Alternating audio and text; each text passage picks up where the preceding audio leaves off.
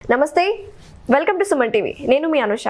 ప్రస్తుతం మనతో పాటు ఉన్నారు stock market analyst and trainer Sundarram Reddy గారు. వారితో మాట్లాడి మరిన్ని విషయాలు తెలుసుకుందాం. నమస్తే సార్. నమస్తే సార్, మన ఇండియాలోనే చూసుకుంటే చాలా మంది middle class and lower middle class families చాలా మంది ఉన్నారు. అండ్ డైలీ వేజెస్ మీద బతికే వాళ్ళు కూడా చాలా మంది ఉన్నారు. సో అయితే ఏంటంటే కొంతమందికి ఆశ ఉంటుంది కదా సార్, కోటీశ్వరులు అవ్వాలి, మేము కూడా కరోడ్పతి అయ్యి మేము కూడా ఒక పొజిషన్లో ఉండాలి అని. సో ప్రాక్టికల్గా ఇలాంటి ఆశలు నెరవేర్చుకోవచ్చు అంటారా సార్?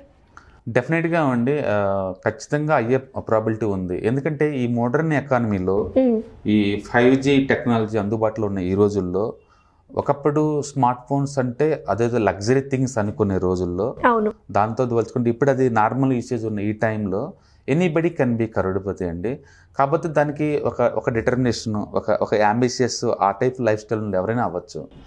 అండ్ ఎవరైనా సరే ఒక మంత్లీ 1000 రూపీస్ కనుక సేవ్ చేసే కెపాసిటీ కనుక ఉంటే, ఇవాళ రేపట్లో స్మార్ట్ ఫోన్ కనుక ఉంటే, వాళ్ళు కనుక ఏదైనా మ్యూచువల్ ఫండ్ కనుక అమౌంట్ కనుక ఇన్వెస్ట్ చేస్తే మంత్లీ 1000 రూపీస్ వాళ్ళు మంత్లీ 1000 ఇన్వెస్ట్ చేశారనుకోండి, ఒక 30 ఇయర్స్ కనుక కంటిన్యూ చేయగలిగితే, ఓకే 20% రేట్ ఆఫ్ రిటర్న్ వేసుకుంటే 2 కోట్ల దాకా వస్తాయి. 25% కైండ్ ఆఫ్ రిటర్న్ చేసుకుంటే ఆల్మోస్ట్ 8 crores వస్తాయి. ఓకే, చాలామంది ఏంటంటే చెప్పడానికి లెక్కలు ఇలానే ఉంటాయి, ఇది అయ్యే పని కాదు అది అంటుంటారండి. 2 రకాల పర్సన్స్ ఉంటారు ఇక్కడ. ఒకటి జస్ట్ ఫోకస్ చేసేవాళ్ళు, అంటే వాళ్ళు ఏంటంటే అంబిషియస్గా ఉంటారు, అనుకున్న దాని మీద నిలబడతారు, నిరంతరం ఆ భవిష్యత్తు కోసం తహతహలాడుతుంటారు. అది ఒక బ్యాచ్. 2 బ్యాచ్ ఏంటంటే లేని పని కబుర్లు చెప్పుకుంటూ ఉంటారు, అంటే అవన్నీ కబుర్లు చెప్పుకుంటూ ఉంటారు, 100 మాట్లాడితే యాక్టివిటీలు 0 ఉంటుంది. అది 2 బ్యాచ్ అనమాట.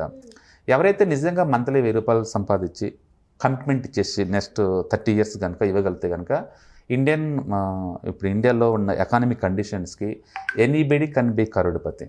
ఓకే, అందులో ఆగటానికి లేకుండా అడ్డుకోవడానికి ఏం లేదు. ఎందుకంటే ఇండియాలో 50 మ్యూచువల్ ఫండ్ కంపెనీస్ ఉన్నాయి, ఏఎంసీ కంపెనీస్. వాళ్ళు దగ్గర 10,000 రకాల స్కీమ్స్ రన్ చేస్తున్నారు, 10,000 టైప్స్ చేస్తున్నారు.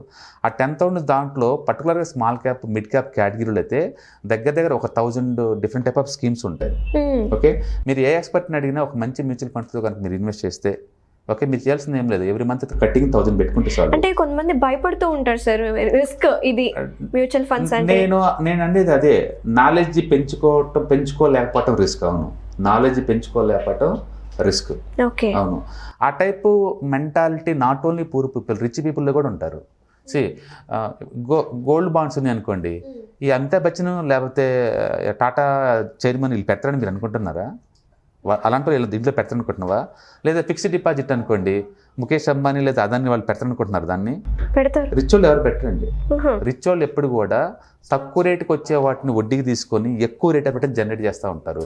అంటే రిస్క్ తీసుకోవటం అనేది వాళ్ళ ప్రొఫైల్లోనే ఉంది, అందుకే వాళ్ళు ఎంటర్ప్రినర్ అయ్యారు.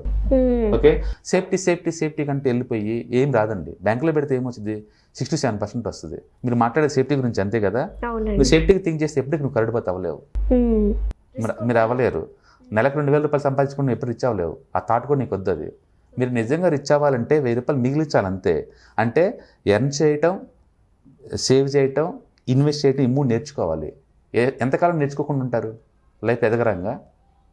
ఇవాళ రేపట్లో యూట్యూబ్ వచ్చిన తర్వాత, ఫ్రీ కంటెంట్ ఇంత డెవలప్ అయిన తర్వాత కూడా ఇంకా నీకు ఎదగాలనే థాట్ లేకపోవటం, స్టాక్ మార్కెట్ అంటే రిస్క్ అనేది ఇంకా ఆ పోకళ్ళని ఉంటాం, మరి ఎప్పుడవుతారు రిచ్? ఇంకా మీకున్న ఆప్షన్స్ ఏంటి? ఇంకా అందుకని అది రిస్క్ అనే బదులు ట్రై చేయండి, టెస్ట్ చేయండి, ఫెయిల్ అవ్వండి, ఫిక్స్ అవ్వండి, మళ్ళీ ట్రయల్ చేయండి, ముందుకు పోండి.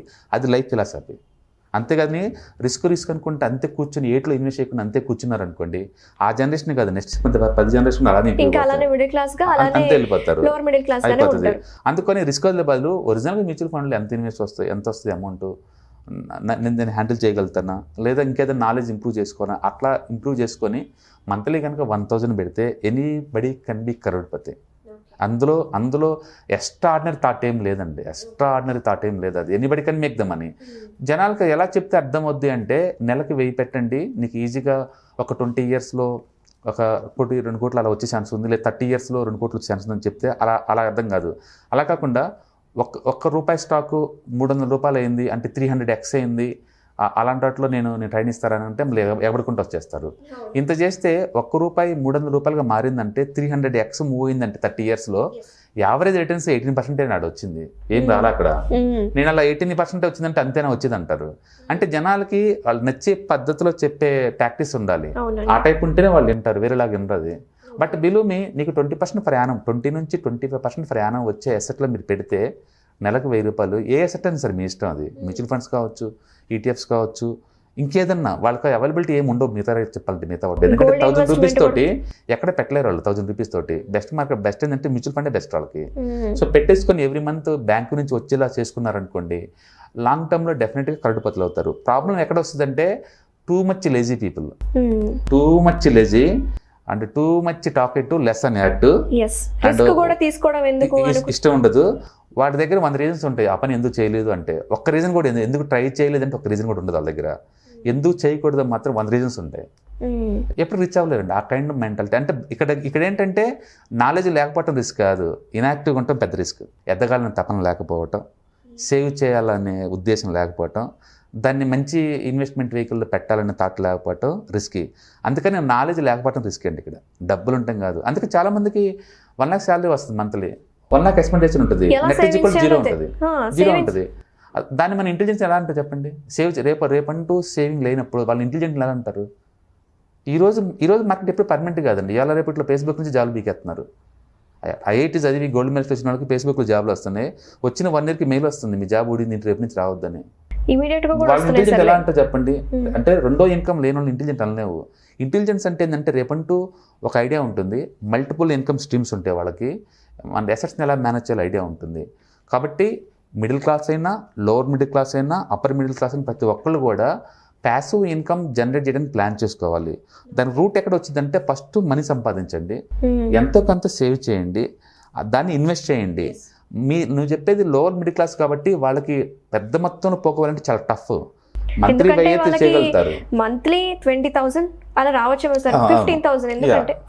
అందుకని అంటుంది 1,000 2,000 అది ఉంటే ఆ అమౌంట్ కనుక మ్యూచువల్ ఫండ్ లాంటి వెహికల్స్ కనుక ఇన్వెస్ట్ చేస్తే ఎవ్రీ మంత్ అండ్ ఒక 20 to 30 years టైం ఇవ్వగలిగితే డెఫినెట్గా క్రోర్స్ వస్తాయి లాంగ్ టర్మ్ పాయింట్ ఆఫ్ లో. అందుకని కరోడుపతి కాకూడదు అనే థాట్ రాపటం పాపం అండి. వస్తే మంచిది, అది హ్యూమన్ బీయింగ్ యాక్చువల్గా అది రావాలి. డెడికేటెడ్ గా ఫోకస్డ్ గా ఉండి వీళ్ళు ప్రాక్టికల్ గా ఇది లైఫ్ లో డిసిప్లిన్ చాలా ఇంపార్టెంట్ అండి. అది లేకపోతే ఏది రాదు. అది ఆ మైండ్ సెట్ లో అది కనుక ఉంటే, healthy mind set, growth mind set అయితే డెఫినెట్గా సేవ్ చేయాలి, ఇన్వెస్ట్ చేయాలి. వచ్చిన అమౌంట్ అంతా వచ్చేసి ఈవెన్ బెగ్గర్ కన్నా మేక్ ద మనీ. ఈ రోజుల్లో anybody can make the money నేను అంటుంది అది. ఎందుకంటే ఎకానమీ అంత అలాంటి ఆపర్చునిటీ బోల్డ్ అని ఇచ్చింది. ఎకానమీ బోల్డ్ అని ఆపర్చునిటీ ఇచ్చేసింది ఇవాళ రేపట్లో. Anybody can make money. ఇక్కడ అదేం లేదు. మీరు చదవాలి, డిగ్రీ పీజీలు ఏం అవసరం లేదండి. మీరు బయటకు వెళ్ళి అలా బొండాలు తీసుకెళ్ళి 4 రోడ్డు మీద పెట్టేసుకుని అమ్మేసుకొని నీకు మనీ వస్తుంది. టీ ఇంట్లో పెట్టుకొని ప్లస్లో తీసుకెళ్ళి ఇచ్చినా నీకు మనీ వస్తుంది. అండ్ ఏదైనా టైపింగ్ చేయడం వచ్చినా మనీ వస్తుంది, మంచిగా మాట్లాడటం వచ్చినా మనీ వస్తుంది. సింగింగ్, డాన్సింగ్, లిజనింగ్, కరాటే, ఎందులో లేదు మనీ చెప్పండి? మీకు సంపాదించాలనే ప్యాషన్ అనుకుంటే స్కూల్ ఏజ్లో నేర్చుకున్న ఏ హ్యాబిట్తోనే మనీ మేక్ చేసుకోవచ్చు. మీకు ఆ ఎట్టులు లేనప్పుడు ఎన్ని స్కిల్స్ ఉన్నా జీరో అది. అందుకని ఒక్కసారి మన చుట్టూ రౌండ్ చూసుకున్నాం అనుకోండి, చాలా మంది ఇన్స్పైర్ పర్సన్ దొరుకుతారు మనకి. వీళ్ళు ఎలా ఇవాళ రేపట్లో ఏం లేని కూడా 2-3 ఇళ్ళలో వర్క్ చేసుకొని నెలకి 20,000 సంపాదించుకుంటున్నారు. ఐ డోంట్ థింక్ 30,000 40,000 సంపాదిస్తాం అంటే పెద్ద స్కిల్ అని అనుకోని. ఎందుకంటే ఎనిబడి కానీ ఎర్న్ మనీ హైదరాబాద్లో ఆపర్చునిటీస్ అందరికీ అలా ఉన్నాయి. కాబట్టి గ్రోత్ మైండ్ సెట్ ఉన్నోళ్ళు మంత్లీ 1,000 రూపీస్ సేవ్ చేసినా సరే, అదెంత సాలరీ వాళ్ళైనా సరే, ఎవరైనా సరే, ఎవరైనా మంత్లీ 1,000 మినిమం నేను మినిమం చేస్తే ఒక 30 years టైం కనుక ఇస్తే, నీ జనరేషన్ కదా నెక్స్ట్ జనరేషన్ వాళ్ళకి డెఫినెట్గా కరోడుపతి చేసే ఛాన్స్ నీకు వస్తుంది. చేయొచ్చు కూడా, అది ప్రాక్టికల్ సాధ్యం.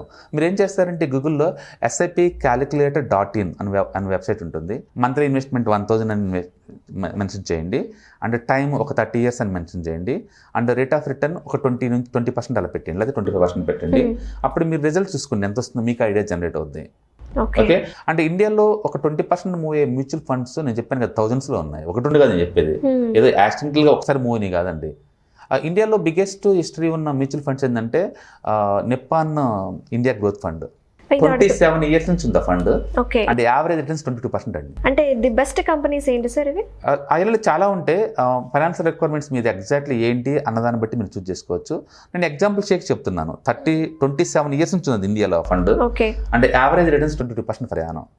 మనం కానీ 22% per annum లెక్కేసాం అనుకోండి, అదే ఫండ్ అదే పర్ఫార్మెన్స్ కంటిన్యూ కనుక అయితే ఓకే 1,000 కూడా నీకు 2 crore అవుతుంది 30 years కల్లా, మంత్లీ 1,000 కూడా. కాబట్టి ఎవరన్నా కరోడ్పతి అవ్వాలని కసి ఆ గోల్ కనుక మీకు ఉంటే, అండ్ ఈ మోడర్న్ ఏజ్లో అంటే ఈ లేటెస్ట్ టెక్నాలజీ ఉన్న టైంలో చాలా ఈజీ. ఒకప్పుడు ఏంటంటే చాలా కాంప్లికేటెడ్, ఎవరిని అప్రోచ్ అవ్వాలి, ఎలా ఇన్వెస్ట్ చేయాలి, ఇవన్నీ లేదు. బట్ ఇవాళ ఇప్పుడు స్మార్ట్ ఫోన్ లేకుండా మనిషిని ఒకరు చూపించండి చూద్దాం, ఎవరు లేరండి. అందుకని స్మార్ట్ ఫోన్ ఉందంటే అన్ని మీ చేతిలో ఉన్నట్టే.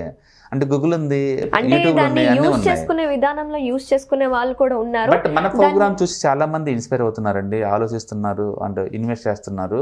అండ్ అది అలా అలా స్ప్రెడ్ అయ్యే సొసైటీలో అందరికి ఇప్పుడు ఆలోచనలు వస్తున్నాయి ఇవాళ రేపట్లో. కాబట్టి ఎవరైనా అవ్వచ్చు అని అంటుంది అదే. ఈవెన్ 500 per month కూడా పెట్టుకోవచ్చు. ఇంకా మీరు పెడతలేదు అంటే అది మీ లెజితనం. ఆ లెజితోటి 10 years 20 years 30 years లాస్ట్కి దగ్గరగా మిగిలిపోతారు ఎవరైనా సరే. ఓకే, అందుకని ఎర్న్ చేయటం, సేవ్ చేయటం, ఇన్వెస్ట్మెంట్ చేయటం అనేది అది కంపల్సరీ. అంటే పర్టికులర్గా ఉంటుంది. ఎందుకంటే పర్మనెంట్ జాబ్సే ఉండవండి. At the age of 60 you have to retire. ఆ టైం కల్లా నీకు బోల్డ్ అంత మనీ కావాలి లైఫ్ స్టైల్ మెయింటెనెన్స్కి. ఎక్కడి నుంచి వస్తుంది మనీ ఎర్న్ అయిపోయినప్పుడు? అప్పటికల్లా ఈ ఫండ్ ఉందనుకోండి 2 కోట్లు 3 కోట్లు, నీకు ఎవ్రీ మంత్ 2 lakh 3 lakh మళ్ళీ బ్యాక్ తెచ్చుకోవచ్చు అనమాట. అందుకని ప్రతి ఒక్కరికి ఆ థాట్ ప్రాసెస్ ఉండాలి, వాళ్ళు చేయాలి. అట్లా ఖాళీ కూర్చుంటే అట్లా కష్టం అండి. అందుకని నిరంతరం అప్డేట్ అవుతూ ఉండే ఎంతకంత నాలెడ్జ్. అంటే పర్టికులర్గా ఫైనాన్షియల్ లిటరసీ ఉండటం అనేది చాలా ఇంపార్టెంట్ ఎవరికైనా సరే. అందుకని మనీ వైజ్ వాళ్ళు పూరై ఉండొచ్చు, మైండ్ సెట్ వైజ్ కాదు, బిహేవియర్ వైజ్ కాదు.